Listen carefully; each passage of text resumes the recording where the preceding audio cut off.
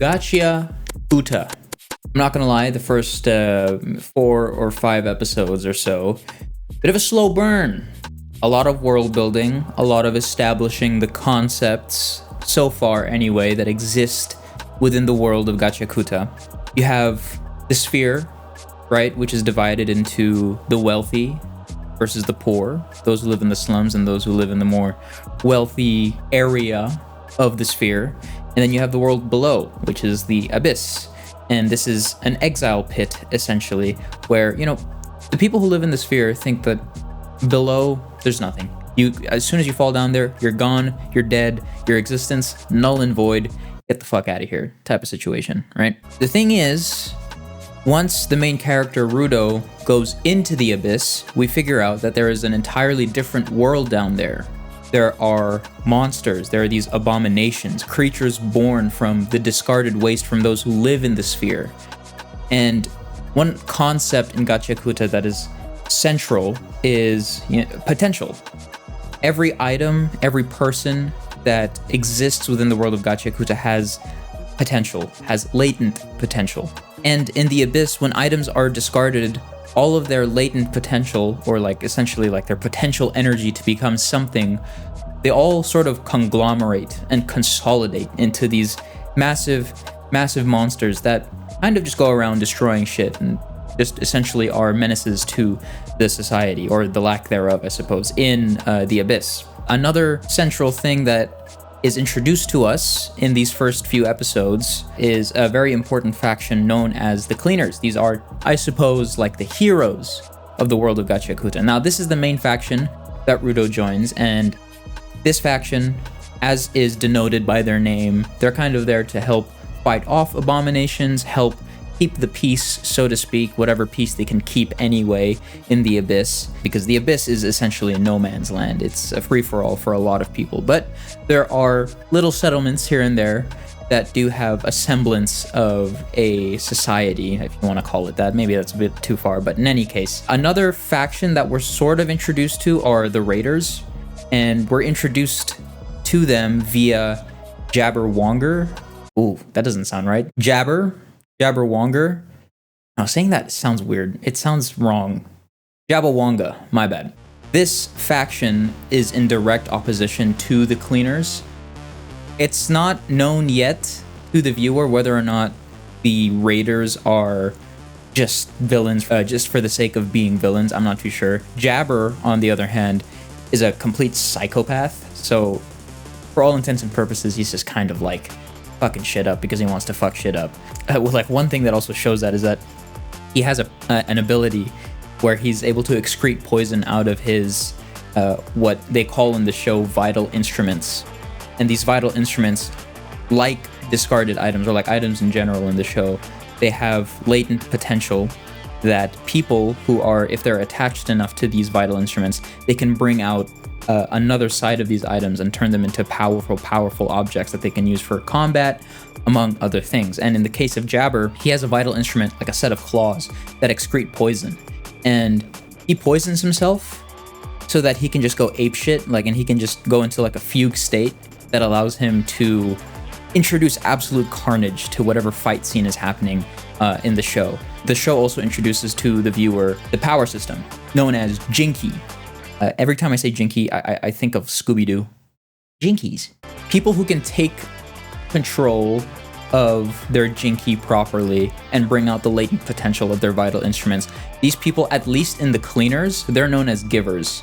So they give these vital instruments the push that they need to become their fullest potential. All of these concepts and all of the world building and all of the establishments that go on in the first 5 episodes, they come to a point in episode 6 and 7. Episodes 6 and 7 kind of act as a funnel for everything that's been established thus far, and they funnel all of that into a really well-established fight scene. The fight scene in question is between Rudo, Zanka, and Jabber. There are also support roles there to help Rudo and Zanka. Zanka and Rudo are from the same faction. Jabber is from the opposing faction. And the support roles, they go by Gris, and Follow. I say this is a well-established fight scene because there are stakes now.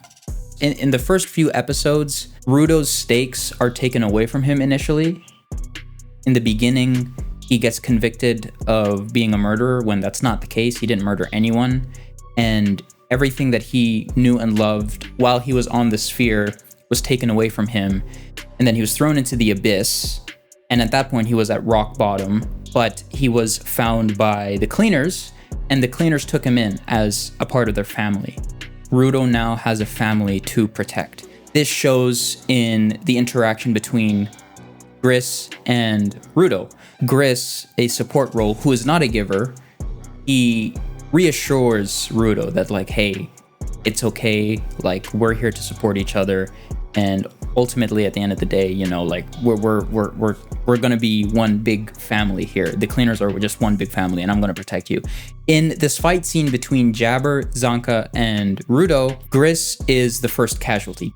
This is a powerful moment for Rudo because he's like, oh my god, is everything I love gonna get taken away from me again? And then so, you know, this, as in like classic shonen spectacle, Rudo flips a switch, right? As Drake once put it, Rudo is able to bring out the latent potential of Gris's vital instrument. Because Gris wanted his vital instrument to be this thing that protects everybody, the ability that he was able to bring out of this object was the ability to sort of move and teleport people that had aggressive intentions towards Rudo away from him. Whenever Jabber tried to attack Rudo, Rudo's vital instrument could easily just like, you know, get the fuck away from me. Like, what are you doing here? Move, bitch. Kind of get out the way type shit. But then when Jabber went into his fugue state by injecting himself with some poison, this removes any sort of direct aggressive intention towards Rudo as something as a byproduct instead of the poison. And in this case, Jabber is now able to actually attack Rudo because Jabber himself isn't fully conscious. Like the poison kind of like turned him into like, I don't know, I guess like for all intents and purposes, Jabber is like some sort of meth addict. And he's just like, oh, dude, give me this poison now, man. I love it so much.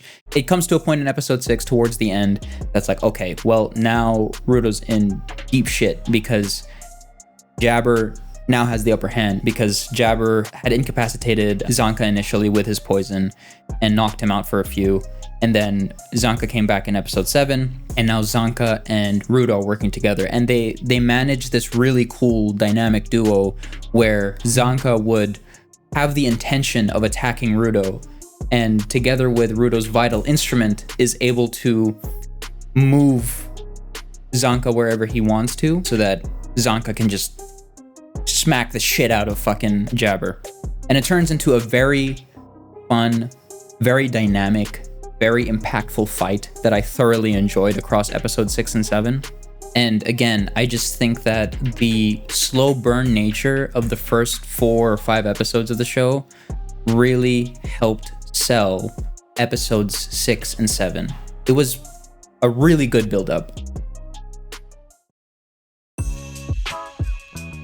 And among other things, the show also has a lot of other stuff going for it. I think art in particular, the art style and art direction in Gachiakuta is really nice. It has a very graffiti-like aesthetic that really complements sort of the chaotic energy of, number one, the fights that we've seen so far between Jabber, Rudo, and Zanka, and the initial fight that we had between an abomination, like a monster, and another one of the cleaners and Rudo, and some of the other support people.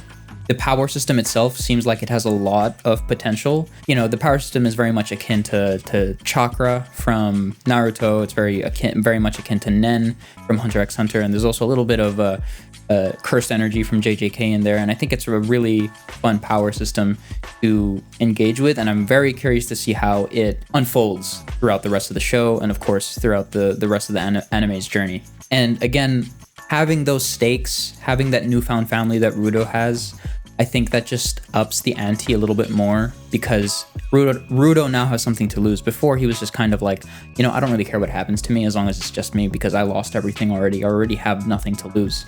But now Rudo has something to protect. You can really feel it. I mean, I think it really comes across to the viewer that Rudo is really trying to protect his newfound family, and I think that's great. This is all to say that I'm super excited to see how the anime unfolds from here. If you've been holding out on Gachiakuta, or maybe you stopped watching after the first 2 or 3 episodes, jump back in. This anime is fun to watch. I think it's a joy. Let me know down in the comments what you thought of the fight between Zanka, Jabber, and Rudo. Let me know if you have a favorite moment outside of that fight scene so far, and let me know what you think about the power system in particular. I know the manga's been out for a while, as is normally the case. If there's something I should know about the power system that I should know ahead of time, let me know down in the comments below. This seems just like a solid sort of franchise here in Gachiakuta, and I'm looking forward to seeing how it all unfolds. But if you like the video, like the video. If you want to see more of this content, subscribe. I will be posting more anime content. I also have a bunch of other gaming content that I'm going to be posting in the future as well. Otherwise, that's it for the video. You guys take care, and I'll catch you in the next one. See ya.